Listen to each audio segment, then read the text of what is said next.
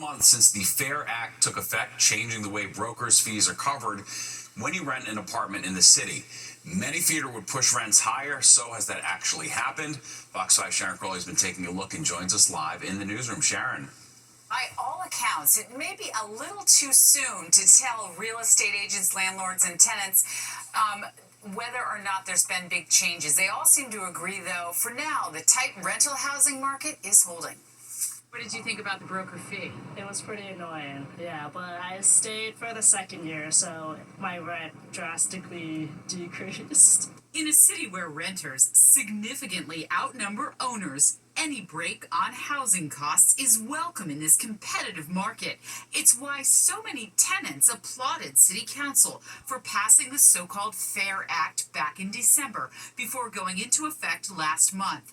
The FAIR Act, which stands for Fairness in Apartment Rental Expenses, prohibits landlords' brokers from charging fees to tenants. It's unfortunate for the brokers, but if anything that's going to make things more affordable for New Yorkers, I'm with it. Critics of the FAIR Act warned landlords might drastically hike rents to compensate for having to absorb the broker's fee.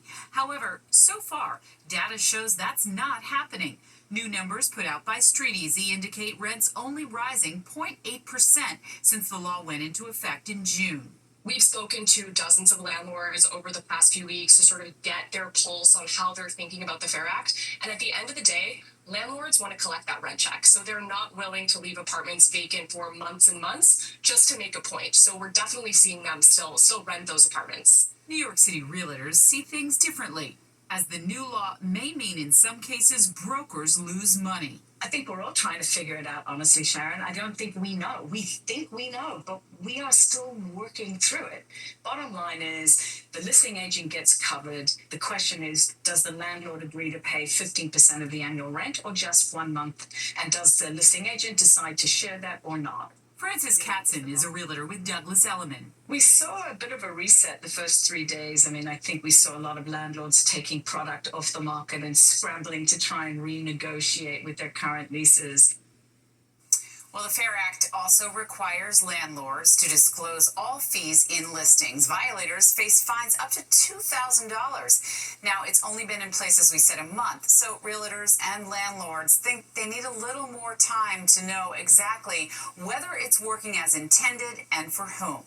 We'll know more, Steve, probably in about a year from now. All right, gotta take a little bit. All right, we appreciate it. Thanks, Sharon. Ordered Mayor Adams to comply with the City Council's controversial housing voucher plan. The court ruled the City Council had the legal right to expand the City Fighting Homelessness and Eviction Prevention Supplement voucher program. It would allow those facing eviction to get housing vouchers without first having to spend 3 months in the city shelter system, loosen income restrictions, and end work requirements. Mayor Adams has argued the plan would cost taxpayers $17 billion over 5 years. Well, if you're looking for some